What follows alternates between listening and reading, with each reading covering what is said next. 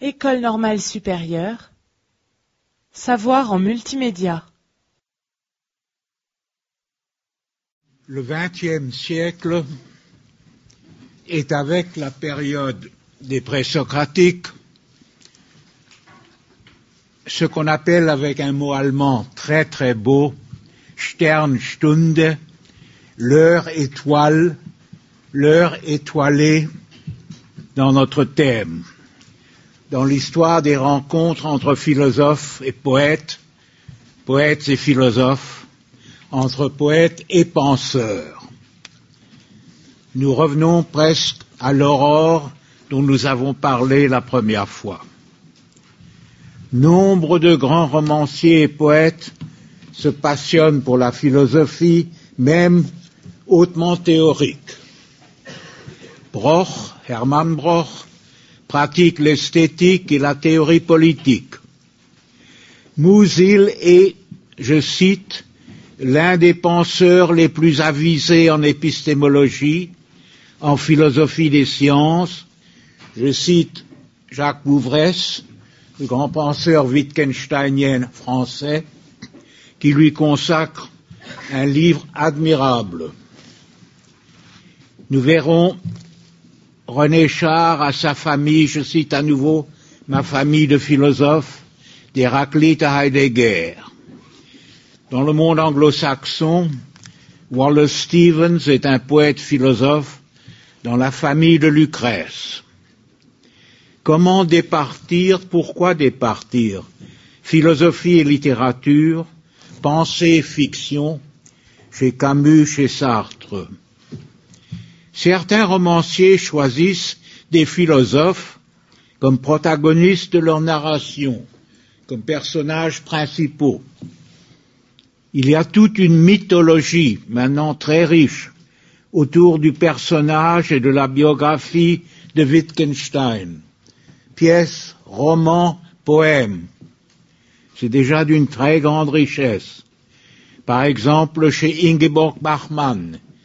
Mais la même Ingeborg Bachmann fait sa thèse sur Heidegger. Elle fait sa thèse de doctorat sur Heidegger et elle écrit 3 nouvelles classiques, très grandes nouvelles sur Wittgenstein.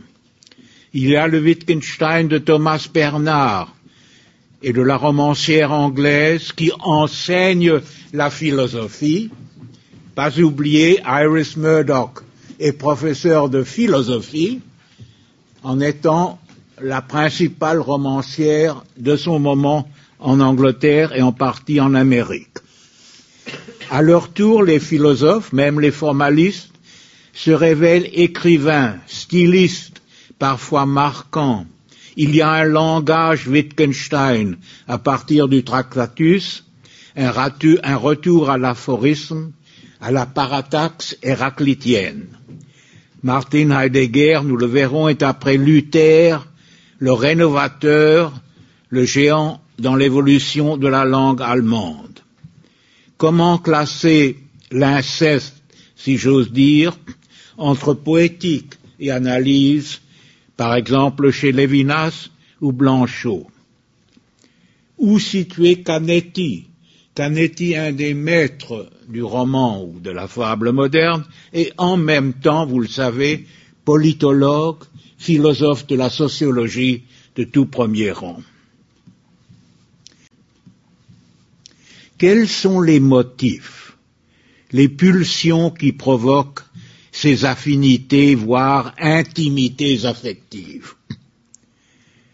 Il y a la grande cassure entre le mot et le monde, entre le dire et l'objet après Mallarmé et Rimbaud. Les rapports parole-présence sont mis en doute d'une façon bien plus radicale que dans le scepticisme classique. Ni Pyrrhon ni Montaigne n'avaient douté de la capacité légitime du langage de constater leurs doutes. Après l'abolition de l'objet chez Mallarmé, après la descente dans le chaos du rêve de Finnegan's Wake de Joyce, c'est le speech act, on a essayé d'en parler la première fois, l'acte langage, l'articulation signifiante même qui est rendue problématique. Je cite, « Il n'y a rien à dire, il n'y a que le rien à dire », conclura Beckett. Faisant un écho lointain à un petit texte presque oublié, mais dont le titre définit toute l'ontologie négative. Je pense à Gide, à son œuvre de jeunesse, le voyage du rien, qu'on oublie toujours de citer. C'est une des premières fois que le Nichts, die Nichtigkeit, le fameux rien heideggerien, le rien de Beckett, s'affirme clairement. Surgissent de cette rupture, nous l'avons vu, le surréalisme et avant tout le mouvement Dada. Son origine dans l'horreur de 1915-16, le langage non seulement officieux est devenu mensonge, impuissance, dérision. Seul emploi honnête en faire un jeu de mots. Et le jeu de mots devient la matrice même de la pensée essentiellement philosophique. Dans le déridisme, dans le lacanisme, ce sont des notes liminaires puissantes à Dada, des jeux de langage d'après la rubrique clé de Wittgenstein. Mais, fait jeu et non-sens, le langage comporte encore son héritage de mensonges et d'idéologie politique, de clichés, de défaillances.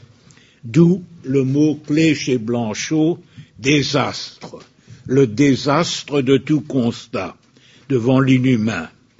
Il faut en créer un nouveau, et nous verrons que ça sera un peu la fin de notre étude tellement sommaire. J'attire tout simplement votre attention sur des textes que va méditer Lyotard. Je n'aurai pas le temps de m'étendre. Les textes de Gertrude Stein sont très importants dans ce contexte. Ce n'est pas seulement Lyotard, toute la philosophie américaine sait que chez Gertrude Stein, il y a une tentative radicale, elle ne réussit que partiellement, de désaxer le langage, de créer un nouveau langage, d'abolir la présence. There is no there. Il n'y a pas de là. La psychanalyse freudienne est archéologie de la parole. Elle cherche à en élucider les soubassements dans l'inconscient, les ruses, les répressions qu'elle agence. Le langage devient miroir et voile, non pas fenêtre, comme dans toute épistémologie classique. Ce sont les images, les symboles qui encodent un sens, une intentionnalité qui voudrait masquer le dire. Ce multiple contexte est aussi le triomphe des sciences exactes, avec sa structure mathématique qui entraîne en philosophie ce qu'on appelle le language turn, le tour vers le langage. Les courants sont divers, philosophie linguistique, logique analytique, sémantique formelle, déconstruction. Mais l'enquête fondamentale est la même. Peut-on formaliser, réduire à une logique mathématique tout énoncé valable? L'école de Vienne, Carnap, la philosophie analytique anglo-saxonne. Les propositions éthiques, esthétiques, métaphysiques sont-elles illusoires, aléatoires, non vérifiables? Faut-il les renvoyer à l'honnêteté du silence, la formule du premier Wittgenstein? Rien de plus frappant que le fait que Heidegger sera le seul des hauts maîtres de la pensée philosophique moderne à se tenir à l'écart de ces mouvements, à remonter le fleuve vers cette aurore archaïque grecque dans laquelle il voudrait deviner le dire de l'être. Comment faire un choix parmi ces traits richeurs? Presque arbitrairement, je vais affleurer, et sommairement au mieux, à quelques exemples qui portent précisément sur ce domaine. c'est à travers l'histoire de la philosophie que René Char va, à partir de 1930, lire Héraclite. Il voit dans l'Héraclite la poétique avant tout du fragment. Elle se trouve bien sûr déjà chez Nietzsche, mais c'est Héraclite que René Char découvre longtemps avant que ce soit très à la mode de le faire. Nombre de textes passionnants sur Héraclite d'Éphèse, l'âme s'éprend périodiquement de ce montagnard ailé. Héraclite est de tout celui qui se refuse à morceler la prodigieuse question, la condition, l'intelligence, l'habitude de l'homme, sans en atténuer le feu. Le feu, c'est bien sûr le grand symbole d'Héraclite. En connaissant la complexité, sans compromettre le mystère. Sa vue d'aigle solaire, pour René Char, Héraclite est l'aigle solaire. Sa sensibilité particulière nous donne la réalité du lendemain. Elle nous donne la réalité du lendemain. C'est le pessimisme, forme accomplie du secret, où nous venons nous rafraîchir, prendre garde et dormir. Rafraîchissement, réassurance, sommeil. Héraclite, ce génie fier, stable et anxieux, qui traverse les temps mobiles qu'il a formulés, affermis et aussitôt oubliés pour courir en avant d'eux, tandis qu'au passage il respire dans l'un ou dans l'autre de nous. Sa marche aboutit à l'étape sombre et fulgurante de nos journées. Et vous savez ce que signifie pour René Char la marche. C'est le mouvement même de la pensée. Dans un poème, un texte poétique, Seul demeure, Héraclite met l'accent sur l'exaltante alliance des contraires. Le poète peut alors voir les contraires, ces mirages ponctuels et tumultueux. Devenir poésie et vérité, car poésie et vérité, grâce à lui, deviennent synonymes. C'est tout notre texte. Poésie et vérité deviennent synonymes. René Char va rencontrer plusieurs fois, nous y reviendrons, Heidegger. Heidegger sera son invité, série de célèbres séminaires. Heidegger connaissait mal le français, René Char très mal l'allemand, ça rend encore plus intime le contact. Car c'est vraiment, je crois, par le regard, presque par le toucher physique, il me touche comme un ultime viatique. Au fond, l'hédonisme épicurien de Char n'a rien de commun avec l'ontologie de Heidegger, mais pour les deux hommes, c'est le poème qui est le mystère suprême, c'est le poème qui révèle le mouvement philosophique. Et à travers cet Heidegger, Char remonte et relie l'Héraclite de Nietzsche, d'une filiation, une Wahlverwandtschaft, une affinité élective qui se développe. Nous sommes, Nietzsche et moi, dit René Char, les amis de la nuit. Nous sommes contre les froides clartés socratiques. Quelle est notre heure choisie, celle de l'hypnose et du chasseur nocturne? Et vous connaissez tous, j'espère, ce chef-d'œuvre, les feuillets d'hypnose qui sont les journaux de la résistance de René Char. Les feuillets d'hypnose. C'est son heure choisie, le chasseur nocturne. Il s'adresse à la constellation d'Orion.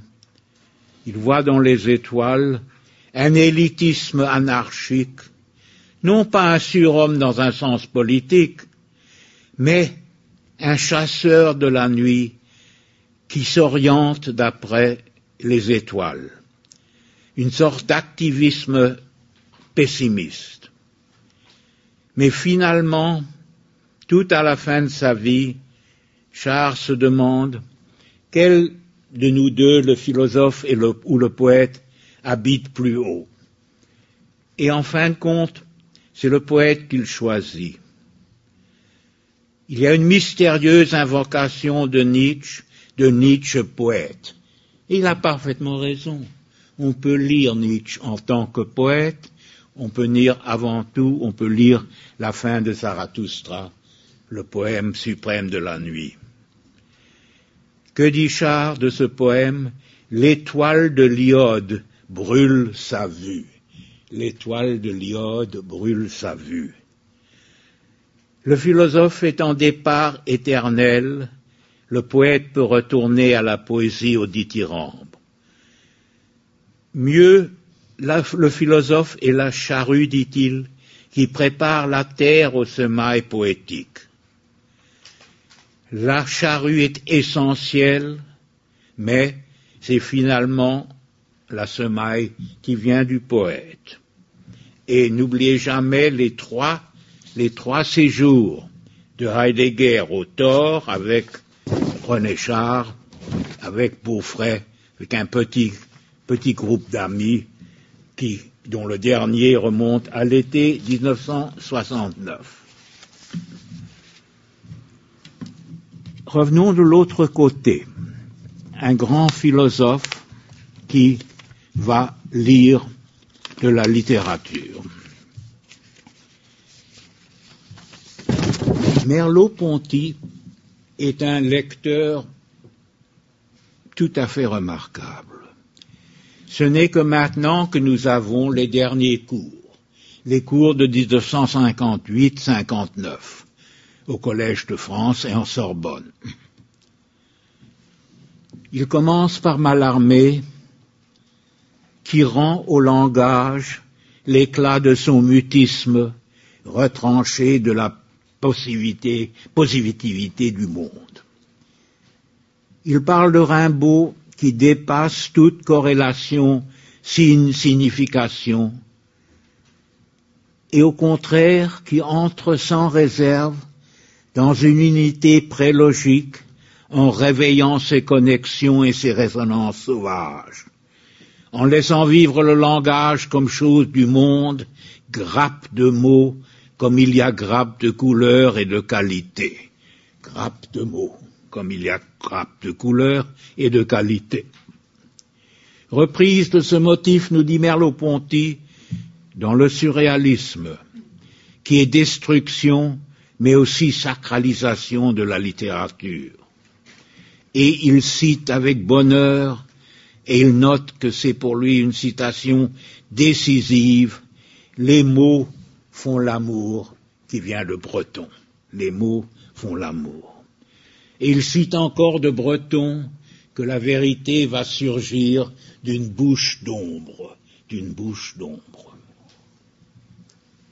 Il étudie Proust et Joyce, et ce qui était encore assez rare, du point de vue philosophique, épistémologique, les grands romans américains, les mondes délibérément mélangés de la fiction moderne.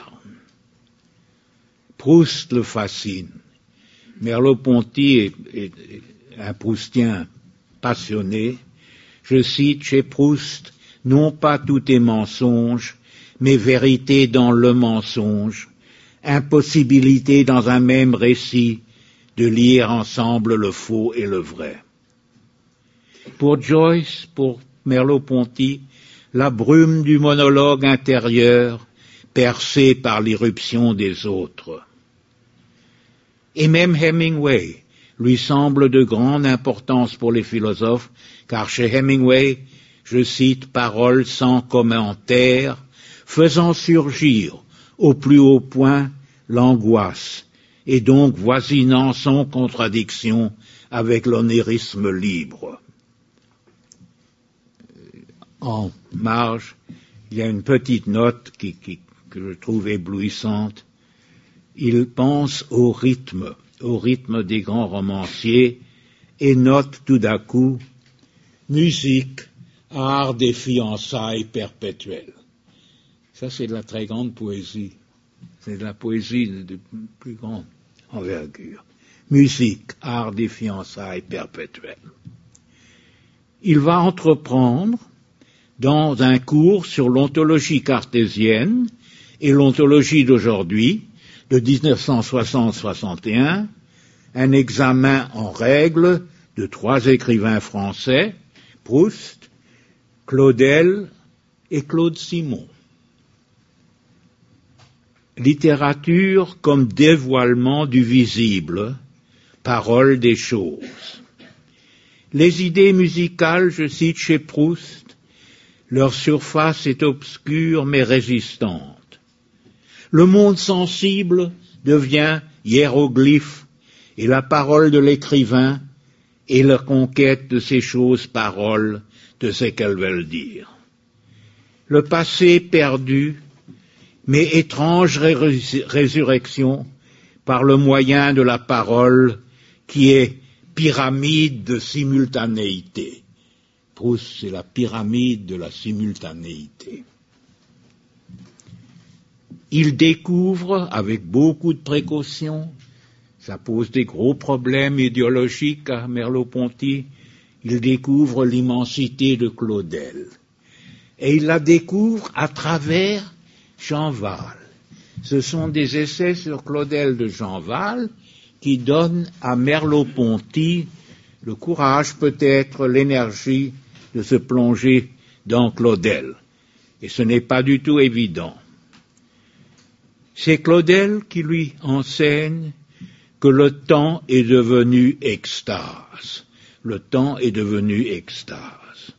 Cohésion de l'espace et du temps, cohésion de l'homme avec son espace-temps, ou de l'homme avec l'homme remplaçant pour lui toute chose, mais cohésion qui n'est pas indistinction, qui est des, et c'est un mot qu'il aime beaucoup, qui est des incompossibles, qui est empiètement, absence et extase. Simultanéité claudélienne, co-présence d'horizon. Pays claudélien sont des manières de spatialiser et de temporaliser à travers laquelle les hommes apprennent l'être. Heidegger est tout proche. Adhésion à l'aura, qui ne peut se maintenir que dans la distance. Il cite le pain dur, il cite le soulier de satin. Le pays des ombres, le soleil de la nuit est ce qu'il y a de plus réel. Et fondamental pour Merleau-Ponty, la substance est l'ombre seule dans son existence. L'écrivain, dit-il, ne sait pas lui-même toujours par où ou en quoi il change le monde, ni ses contemporains. Il trouve dans Claude Simon une nouveauté profonde. Les choses en transparence, comme ce qui existe totalement. Tout lui saute à l'esprit comme dans une espèce de bouffée violente. Il pense comme Cézanne pensait en peinture. Et de nouveau, il y aurait la joie de faire un jour avec vous plusieurs séminaires tout simplement sur la présence de Cézanne dans l'ontologie philosophique du XXe siècle. Présence comme nulle autre. Sans Cézanne, nous n'aurions pas, je crois, une bonne partie de notre philosophie moderne. La simultanéité du temps englobant des présents incompossibles, une sorte d'éternité du visible, qui, comme un récipient, perd secrètement et par là est toujours en avance et en retard sur le présent. Éternité qui n'est jamais à l'heure. Il y a là une immense leçon.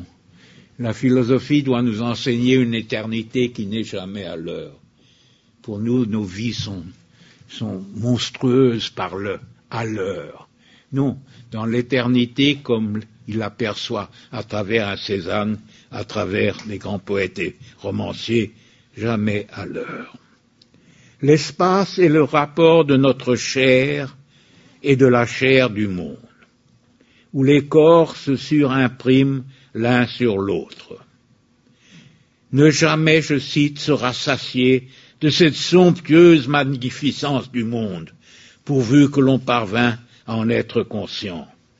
L'art est un moment de vision, un soupir, un sourire, et le retour à un éternel repos. Le visible est infini, et la très grande littérature est infinie aussi. Le style, dit Merleau-Ponty, est toujours vision. Je vous rappelle le petit mot que j'ai cité de Clé. Même en philosophie, les idées poussent toujours de biais, dit-il, latéralement. L'œuvre littéraire fait que rien ne peut plus être comme avant. Et c'est l'espoir d'une grande philosophie, elle aussi, de faire que rien ne puisse être comme avant.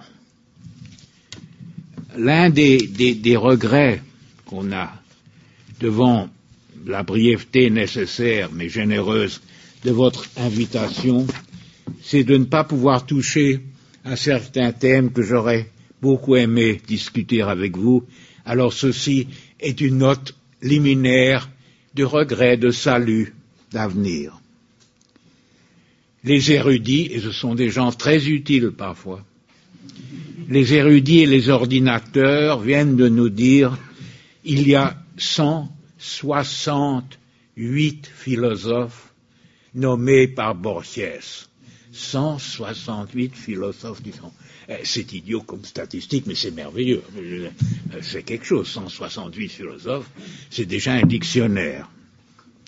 Si on inclut les alchimistes et les gnostiques, il faut ce que, bien sûr, Borges voudrait voir. Il y a Platon et Schopenhauer, en nombre de références, Pythagore, Aristote, Hume, puis Spinoza, Nietzsche, Héraclite. Je ne pourrais pas vivre sans Schopenhauer. Puis, si je cherche une unité dans mon être, c'est celle des Énéades de Plotin. La De Anima d'Aristote résume l'être de tous les âmes. La Palabra del Universo, elle résume tous les échanges de la philosophie. C'est un essai de Renan sur Averroès qui va inspirer deux des plus belles fictions de Borges, mais sont présents aussi pour Borges, et il les connaît admirablement, Avicenne et Maïmonide. Alors ça, pour fermer la note liminaire, je n'aurai pas l'occasion d'y revenir avec vous ce soir, mais je vous prie de croire que c'est un chapitre d'une immense richesse, et il y a encore là tout à apprendre. Il est évident qu'une série de conférences, pour préliminaires qu'elles soient, pour esquisser qu'elles soient, doit culminer dans les relations entre la poésie et Martin Heidegger. Je note qu'il écrit lui-même des poèmes, et beaucoup plus nombreux qu'on ne le croyait. Oui, c'est idiot la statistique, mais parfois ça aide. Nous avons jusqu'à maintenant 89 tomes des œuvres de Heidegger, il y en aura plus de 100. Il y aura encore des choses clés qui n'ont pas encore été publiées. La situation, oui, je perds 5 minutes, mais c'est important. La situation est catastrophale. Les textes sont publiés sous l'égide de son fils et d'une maison d'édition presque uniquement heideggerienne, Klostermann, sans justification. Nous ne savons pas, sont-ils édités? Il y a des petites phrases prises en dictée pendant le séminaire, prises au magnétophone pendant la conférence. Tout serait à refaire, ce qui est impossible. C'est assez grave. C'était très grave avec Nietzsche, vous le savez. la falsification systématique, mais ça a été repris par Giorgio Colli et d'autres, et nous avons maintenant une édition fiable. Attention avec Heidegger. On voudrait savoir qui prépare ces textes, quels sont ces textes. Ça, je ferme, c'est très inquiétant. Tout au début de sa carrière, il proclame Heidegger, il n'y a pas vraiment de début chez Heidegger, c'est une des choses ahurissantes, tout y est, rien n'y est. Der Dichtungscharakter des Denkens ist noch verhüllt. La teneur fondamentale, poétique de la pensée est encore cachée. Pour Heidegger, toute pensée, à son centre, il y a der Dichtungscharakter, et vous le savez, en allemand, on joue constamment sur Dichten et Denken, et déjà bien avant Goethe. Heidegger écrit à son collègue universitaire Emil Steiger que le poème de Mörike sur une lampe est le résumé le plus puissant que nous avons de toute doctrine hegelienne des manifestations sensuelles. Le poète, je cite, à mesure qu'il s'enfonce dans ce qu'il y a de plus lyrique dans son œuvre, devient celui qui pense. À mesure qu'il s'enfonce dans ce qu'il y a de plus lyrique, c'est alors qu'il devient penseur. Il lira un grand poète après l'autre à sa manière. Pour le 70e anniversaire, avec son hystérie habituelle, comment il a pu la supporter, mais ça c'est une autre question, Hannah Arendt déclare « Oh, du liest wie kein anderer. Oh, toi, tu lis comme nul autre. » À quoi les ennemis répondent « Effectivement, il falsifie à tout ce qu'il touche, mais tu lis comme nul autre. » Il lit le poète expressionniste Tracle. La mélancolie ardente de Tracle lui inspire ce qu'il appelle mon dialogue avec ce poète, le pèlerinage dans les forêts du silence. Et puis le Übergang, le retour, la transition, la transcendance Übergang dans les domaines cachés du langage poétique. Il étudie Parménide, nous le savons, pour trouver que Parménide va fleurir, va être éclos, si j'ose dire, dans la 8e élégie de Duino de Rilke. Ça devient pour lui le grand texte parménédien. Il va découvrir les mêmes mots-clés. C'est chez Rilke qu'éclate le mystère pur de l'inhumain, la densité de l'être en dehors du langage et la mélancolie devant l'indicible. L'indicible qui, même au sommet de la puissance poétique de Rilke, est un Wind inneres, intraduisible, un vent de l'intérieur, un souffle intérieur, la pneuma grecque, la pneuma qui est l'âme, et au sommet, aussi chez Rilke, dit-il, le langage poétique est défaillant, et que la grandeur de Rilke, c'est de nous faire sentir que cette défaite est une nécessité et une honnêteté profonde. Déjà en 1929, il commence à deviner que son avenir sera imbriqué, si j'ose dire, dans celui de l'œuvre de Hölderlin. C'est à ce moment-là qu'il fonde quelques-unes de ces doctrines les plus difficiles pour nous à endurer, oui, mauvais mot, à subir, que seul le grec ancien et l'allemand permettent l'accès au sommet de la pensée humaine, que seules ces deux langues peuvent garantir un séjour poétique sur la terre.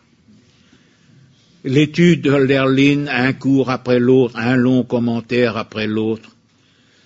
C'est le poète, Hölderlin, qui va créer l'histoire, stiften. Stiften veut dire créer, former, engendrer. Et ça joue sur le fait que le jeune Hölderlin, Hegel et Schelling sont ensemble élèves dans le Stift, c'est le mot allemand pour le séminaire de Tübingen. Dans le Stift. C'est pas mal dans une classe. Il lit les hymnes de la fin et voit au-delà de l'eschatologie judéo-chrétienne qu'il va rejeter de plus en plus la promesse d'un autre messianisme. Il va citer de Hölderlin la perception d'une crise profonde de l'esprit, mais qu'au moment même du pire de la crise, il y aura peut-être une résurrection. Il refuse de croire à la fin de l'Europe, à l'anéantissement, bien sûr, par le nazisme, et il voit dans Hölderlin cette lointaine promesse d'un retour à une pensée qui est celle du retour des dieux sur la terre. C'est presque vraiment le titre romantique français, le retour des dieux sur la terre. Heidegger est un commentateur de Hölderlin tellement puissant, il y a un Hölderlin après Heidegger. À certains moments, cette lecture semble arbitraire, déroutante. Ce n'est pas ce soir notre problème, tout simplement pour souligner encore une fois, toute grande pensée métaphysique est un poème.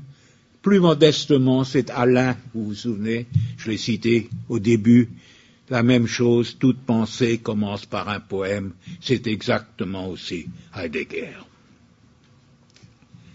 Comment aborder sans se sentir totalement inadéquat, mais totalement. J'y touche, mais je tâtonne. La rencontre Heidegger-Paul Celan. D'abord, de nouveau, mais c'est important, la petite remarque, mandarine, bête, le prof, il y a trop qu'on ne sait pas, c'est-à-dire, il y a des manuscrits auxquels on n'a pas encore accès, il y a probablement des lettres qu'on ne connaît pas, certainement des notices. J'ai travaillé un tout petit peu la question et j'ai eu le privilège immense de voir à Marbach quelques-unes des feuilles de Celan. Nous savons que Paul Celan a lu Heidegger, le crayon à la main, mot à mot, des pages entières de notes sur Heidegger, des marginales, à mon sens, mais je puis vraiment me tromper, si M. Bollack était là, il quitterait la salle tout de suite. À mon sens, nous n'aurions pas le langage de Celan sans Heidegger. Il y a d'autres sources, bien sûr, mais c'est là, je crois, elle est là décisive.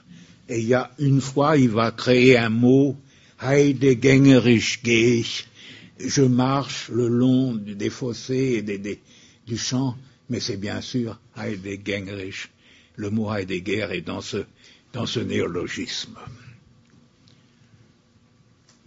Nous croyons qu'il y a eu un premier échange, peut-être, de lettres en 1957 déjà.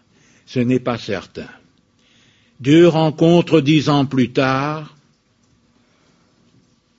et le seul commentaire où Celan apparaît assez tôt, c'est dans le contexte d'une lecture de Stefan Georg. Puis lentement, Heidegger commence à lire Paul Celan. Vous connaissez le très beau texte de Derrida, le Shibboleth pour Paul Celan de 1986. Rencontre de ces deux hommes de l'aurore et de la fin, archéologie et sculptologie. On ne le lirait plus si on se confiait au partage entre un discours théorique, philosophique, herméneutique, voire poéticien, sur le phénomène de la date et d'autre part une mise en œuvre poétique. On ne les lirait pas si on ne se rend pas compte, je cite de nouveau, de cette langue allemande qui fut la seule propriété de Paul Celan. Peut-être la philosophie nous enseigne Derrida en tant que telle et en tant qu'elle met en œuvre la question qu'est-ce que?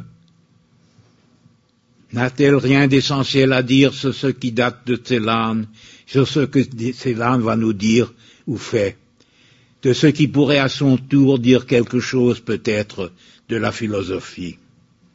Il y a, dit Derrida, dans cette rencontre, une prédestination cryptique, car le poème aussi va parler au-delà du savoir. Interpellation de Heidegger ou à Heidegger, sa nécessité ne peut échapper à personne, elle ne pouvait échapper à Paul Celan.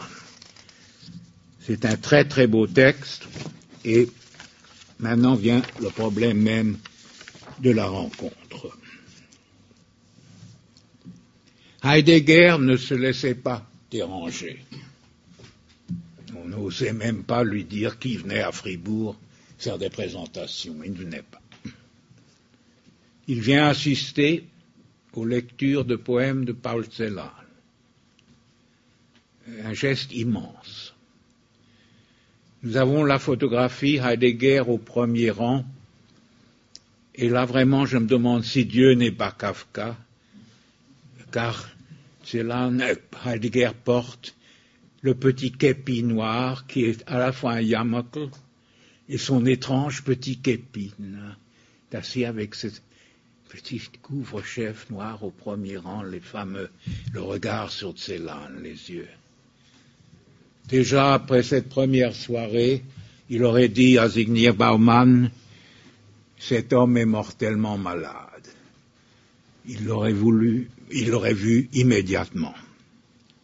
Mais il invite à lui rendre visite dans la célèbre hutte à Todtnauberg, sur la colline dans la forêt noire.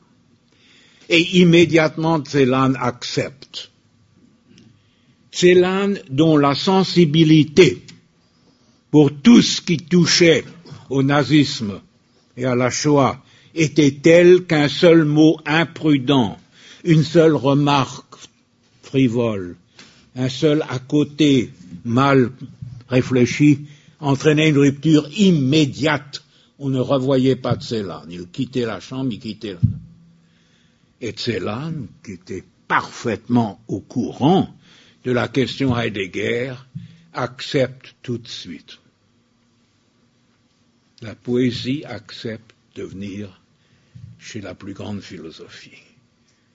Sous des conditions abominable, terrible.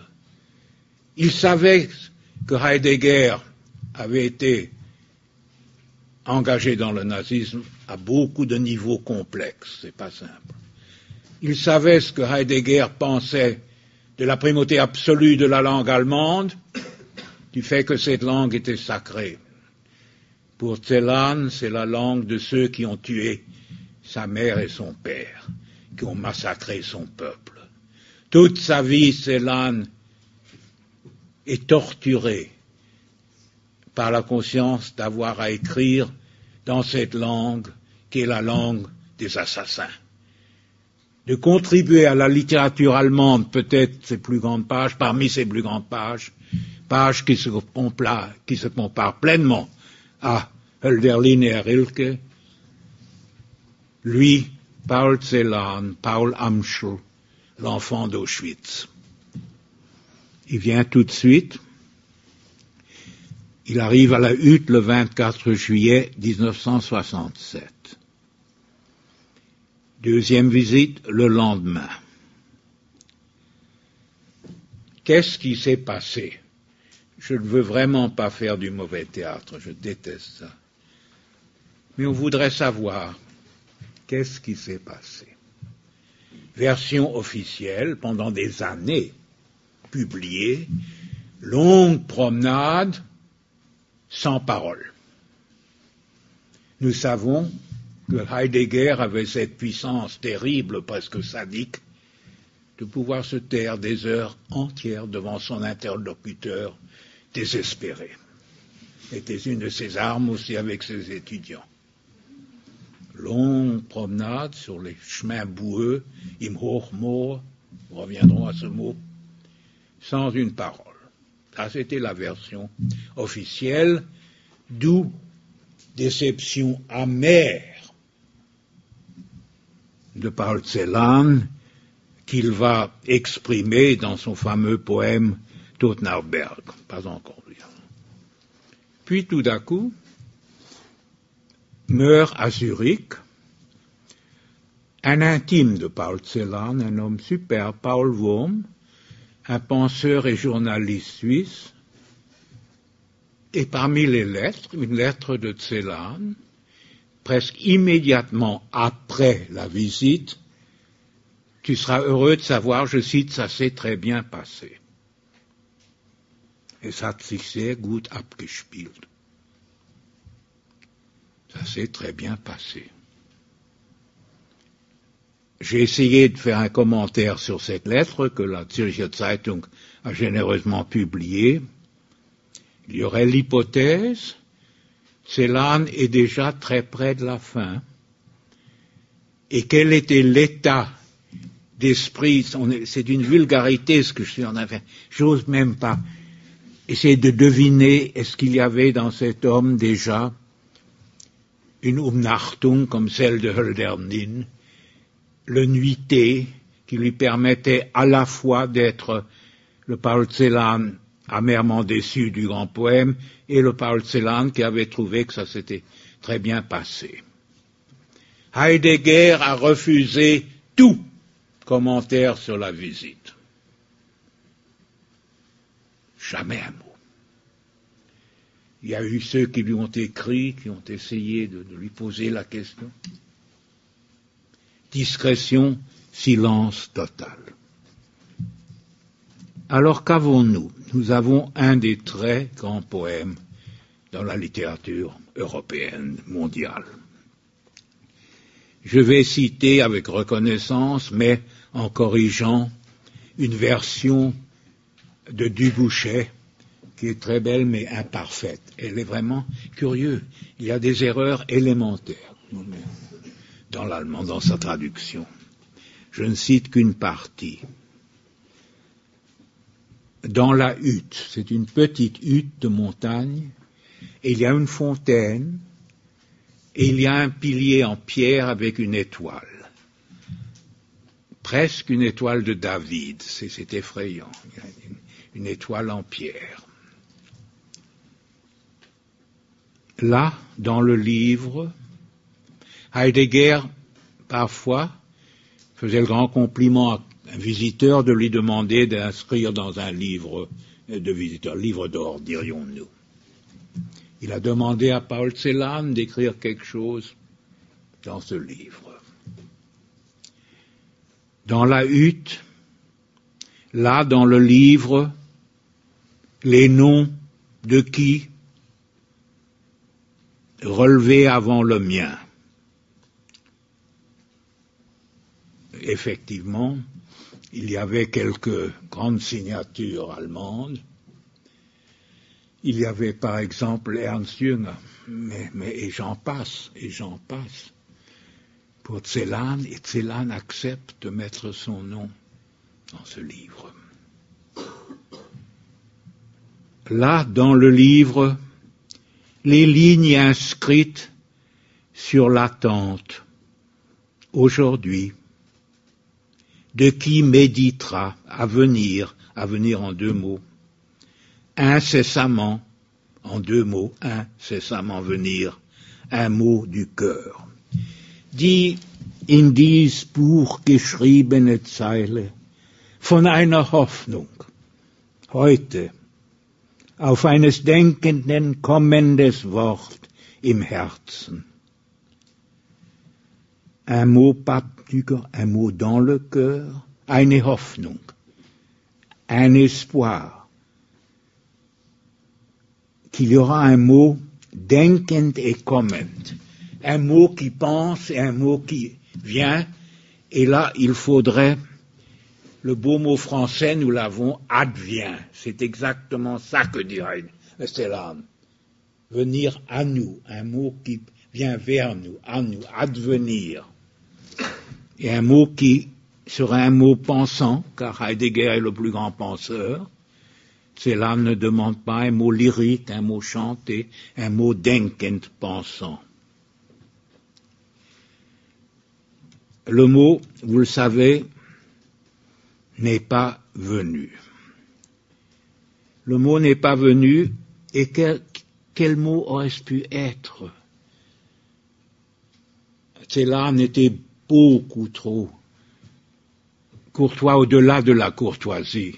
Celan habitait la vérité comme peu d'êtres humains dans notre histoire. Il n'aurait pas dit « Est-ce que vous pouvez m'expliquer votre nazisme ?» C'est inconcevable. Il n'aurait pas dit « Qu'est-ce que vous pensez des camps de la mort ?» Je n'ose pas m'imaginer quelle était la question de Celan. Je préfère croire qu'il ne l'a pas posée et que c'est ça qui lui donnait le droit d'espérer qu'il y aurait une réponse. Car les grandes réponses viennent avant les questions. La question banalise la réponse. Elle lui dicte une certaine ruse. Non, il voulait un mot denken, warten, kommen de Heidegger. Je ne sais pas quel aurait pu être ce mot. Lui, il le savait. Il se promène là-haut dans le marais. Et le mot est Hochmoor. Moor est le mot local, mot du dialecte swabien. C'est aussi un mot chez Hegel, Hochmoor. Mais c'est le mot de la chanson des condamnés des camps de la mort qui sortaient le matin creuser la torche. Wir Soldaten des Moor, nous les soldats du Moor. C'est une chanson célèbre, connue dans tous les camps. Die Moorsoldaten sind wir, die Moorsoldaten mit den Spaten. Nous allons creuser nos tombes, nous allons creuser. Alors le mot Hochmoor a une puissance terrible ici. Il est à la fois parfaitement neutre et courtois. On se promène dans le Hochmoor de la montagne, de la forêt noire. Et puis, je ne sais pas pourquoi Dubuchet va conclure. D'abord, marais n'est pas ce qu'il y a de mieux. On aurait pu trouver, je crois, quelque chose, presque le mot fange. Je préfère beaucoup fange à marais. Humide, virgule, et le dernier mot, oui, chez Dubuchet. Ce n'est pas ce que dit Celan. Hochmoor, feuchtes, et simplement le viel, ce n'est pas oui. Viel, ça veut dire nombreux, beaucoup. C'est à la fois les morts innombrables, les millions, et cette froide humidité qui envahit son âme.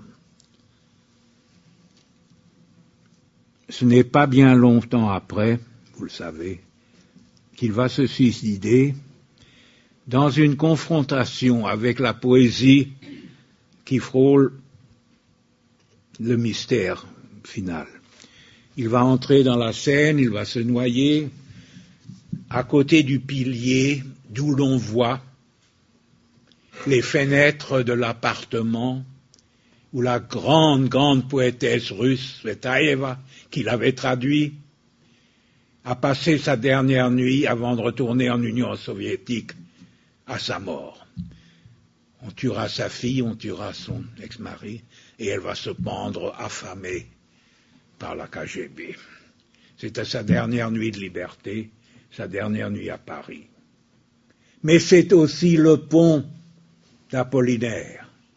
C'est le pont du magnifique poème sur la scène d'Apollinaire que Celan avait aussi traduit.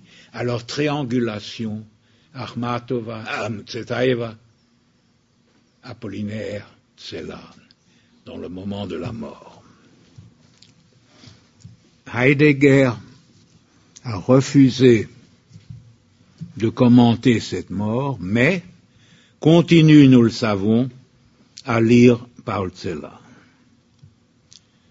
Et pour Heidegger, le poème est le constant miracle de la possibilité, je cite, que l'être peut devenir vérité.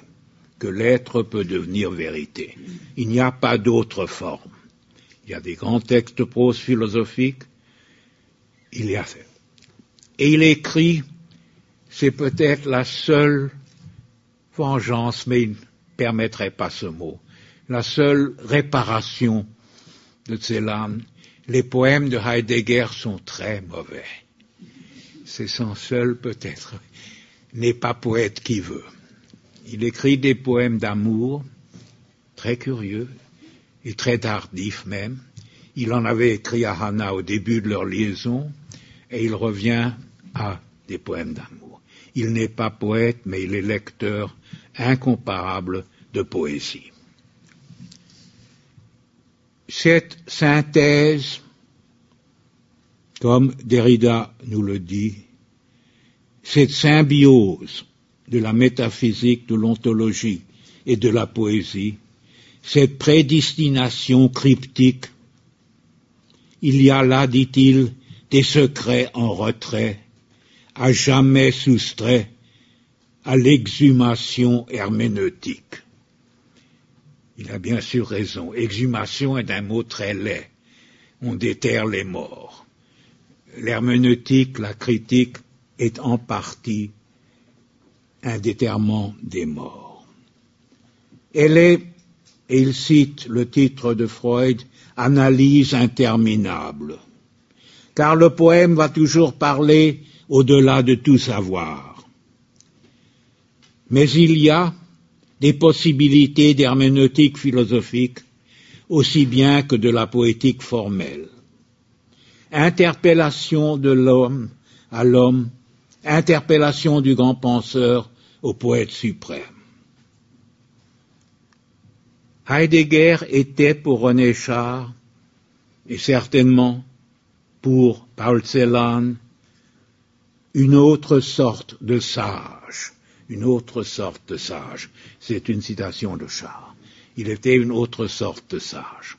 À son tour, Heidegger va voir dans son contact avec les poètes la seule chance de voir quel est le mystère du surgissement, das Wunder des Ursprungs, des Urquells, de la langue elle-même avant qu'elle ne tombe dans le cliché, dans le mensonge. Que cet homme-là ait été l'homme qu'il était, le méchant titan, que Paul Celan ait été entre les poètes le plus absolu, le plus intact, renforce encore le mystère. Je ne puis conclure tout en disant tout ma reconnaissance à votre écoute quand une poésie suprême et une pensée également suprême marchent côte à côte, il est fort probable que ce soit dans un silence infiniment signifiant. Je vous remercie.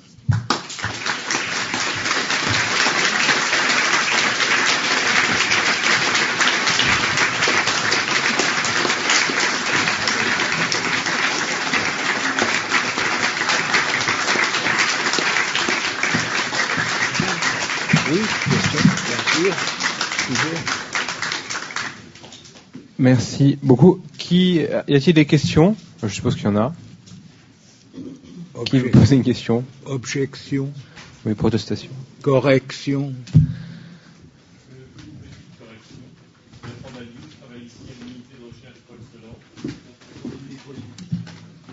Bertrand Badiou, je travaille ici à l'unité Paul Celan. Je voulais juste attirer votre attention sur le fait que Celan n'a pas traduit Tsvetaeva.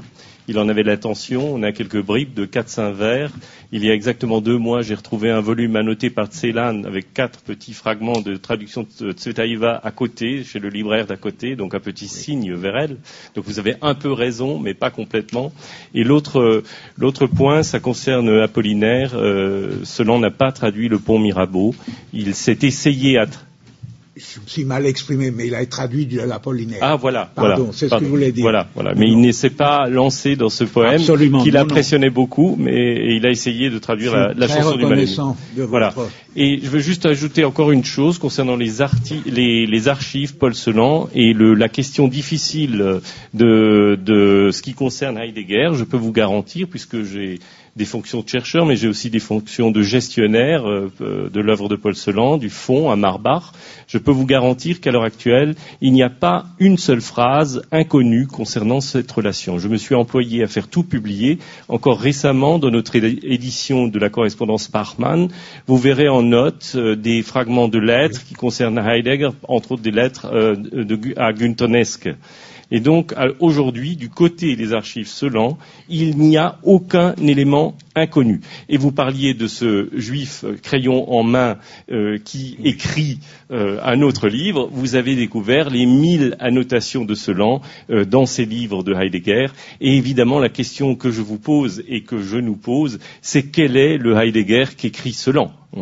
Et nous sommes en train, et peut-être qu'il y aura un séminaire dans cette maison l'année prochaine, qui s'interrogera sur cette question, de savoir comment le Celan réécrit Heidegger. Vous avez parlé de l'apport du vocabulaire, eh bien oui, mais ce que j'ajouterais, c'est que c'est un apport et dans le sens où Celan se bat contre ce vocabulaire et crée des contre-mots.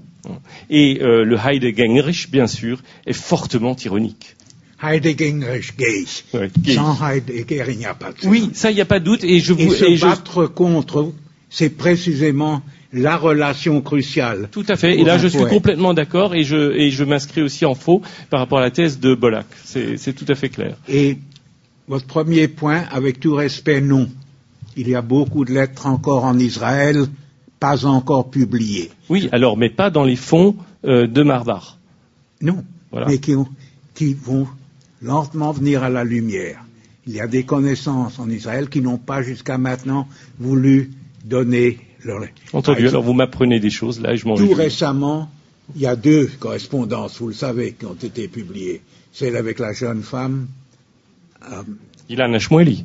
À Jérusalem. Oui, je connais. Une autre avec une famille, vous le connaissez aussi, le couple qui était des réfugiés en Palestine, des très bons amis de Celan, chez lesquels il habitait dans son dernier voyage. Ah oui, Dunyu Zeitman, David Zeitman. Et il y a encore d'autres choses qui vont venir. Alors, il pourrait y avoir, c'est pas, vous avez probablement raison, mais il pourrait y avoir encore... Mais la lettre à Wurm est un mystère total. Oui, alors là-dessus, juste une chose, ça c'est caractéristique de Celan, il s'adapte toujours à son interlocuteur. Et Wurm est un ami de Char. Et donc, il sait combien Heidegger est cher à Wurm. Donc, il y a une délicatesse chez Celan lorsqu'il écrit à Wurm par rapport à cette situation. Et vous connaissez aussi la lettre qu'il écrit à son épouse, Gisèle Celan l'Étrange, et vous avez vu également comment, là encore, il s'adapte à son interlocutrice. Donc, la vérité se situe entre tous ces documents. Et ce qui est clair, et c'est le mot que Celan se plaît à relever dans sa lettre à son épouse, un mot qui serait de Gerhard Neumann, celui qui conduit, der uns fährt, dans le poème, Gerhard Neumann, qui a entendu tout, et qui aurait dit que cette rencontre était épocale. Voilà. Qui veut tout dire. Voilà. Ça, c'est d'une ruse parfaite. Absolument. On peut se faire pendre et c'est épocal aussi. Voilà, tout à fait. Ça nous dit rien. Et n'oublions pas non plus que cette rencontre a été organisée par des gens qui voulaient cette rencontre et qui l'ont en quelque sorte vraiment organisée, comme Beaufret avait organisé la rencontre Char-Heidegger, à des fins quasi historiques de fabriquer un mythe. Équivalent au mythe Menuhin-Furtwängler. Il n'y avait aucune raison pour Celan de s'y prêter. Non. Okay. Ça, le mystère reste complet. Aucune raison, et peut-être une raison profonde qui était, vous parliez de ce mot, peut-être attendait-il, non pas quelque chose comme le mot pardon, que certains ont prononcé, je n'y crois pas, mais une véritable prise de conscience qui aurait peut-être débouché sur un texte de Heidegger sur sa pensée par rapport à ça. Par rapport au camp et par rapport à ce qui s'est passé. Mais 2 fois dans notre histoire, nous avons ces rencontres, non-rencontres transcendantes, Hegel, Hölderlin, Heidegger, Celan. 2 fois, la plus grande poésie et la plus grande philosophie se rencontrent sans se rencontrer. Oui. Et c'est pour ça que moi, j'espère qu'il y a eu un magnifique silence. Mais ça, c'est un peu enfantin, je sais. Oui, et en matière de silence, Celan était au moins égal à Heidegger. Il pouvait laisser ses interlocuteurs. Beckett, il y en avait un 3e, Beckett. Voilà, je m'arrête. Songez que c'est dans cette maison que l'ombre de... Je ne cesse d'y songer. On l'entend dans cette maison. Il n'y a jamais eu une plus grande présence, à mon sens, dans cette illustre maison. Heidegger, à ce que je sache, n'a jamais été à la rue d'Ulm.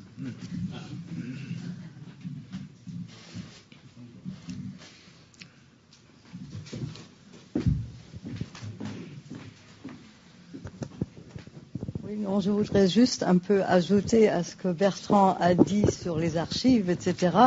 Je trouve que dans ce poème Tod-Nauberg, il y a encore beaucoup plus de choses qui parlent du rapport de Celan à Heidegger et à l'écriture de Heidegger. Rien que le titre Tod-Nauberg, qui est le lieu où est la hutte, mais si on le décrypte étymologiquement, ça veut dire la montagne des prairies de la mort. C'est déjà un mot en soi qui, ici, pour Celan, prend une toute autre signification que d'être le lieu où Heidegger a sa cabane, parce que après ce paysage des marécages sur la hauteur, on a l'impression qu'on voit ces paysages que dans le film de Claude Lanzmann, Shoah, qu'il déploie. C'est Celan qui voulait amener Heidegger à cette promenade sur les hauteurs qui a été interrompue par la pluie, si vous voulez. Et alors, le poème commence par 2 fleurs. Alors, Arnika et Augentrost. Alors, tout le monde s'extasie et dit oui, Heidegger et Celan discutaient de la botanique, ils étaient tous les 2 des fins connaisseurs, etc. Mais quelles sont ces fleurs que Celan cite? Ce sont 2 fleurs médicinales. Arnica, d'abord, est une fleur jaune, ce qui est quand même la couleur dont on a publié les Juifs. Ensuite, c'est une fleur avec laquelle on fabrique un baume contre les coups qu'on reçoit. Et Augentrost, le fraise, est une plante avec laquelle on soigne les yeux qui larmoient, si vous voulez. Donc les larmes et les coups Celan les met au centre de sa rencontre. C'est de ça qu'il veut parler avec Heidegger. Ensuite, il y a des choses plus positives, la gorgée de ce puits avec le dé étoilé. Le dé, c'est peut-être une petite allusion aussi aux jeux de dés, oui, etc., mal armés, mais qui est lié à l'étoile chez Celan. Madame, oui. Si on sait ce que veut dire Tod-Nauberg, on a toute raison de ne pas y venir. Oui, oui. Mais alors ça n'explique rien. Oui. Ce que vous gentiment nous dites, raison de plus pour ne pas avoir accepté l'invitation. Oui. Il aurait pu rencontrer Heidegger à Fribourg. Il y avait des amis en commun. Et je ne crois pas que ce soit du tout Celan qui ait imposé la promenade. Heidegger l'imposait à tous ses visiteurs, souvent avec malice, parce que ce sont des promenades assez exténuantes. Et Heidegger aimait voir essouffler le pauvre visiteur urbain.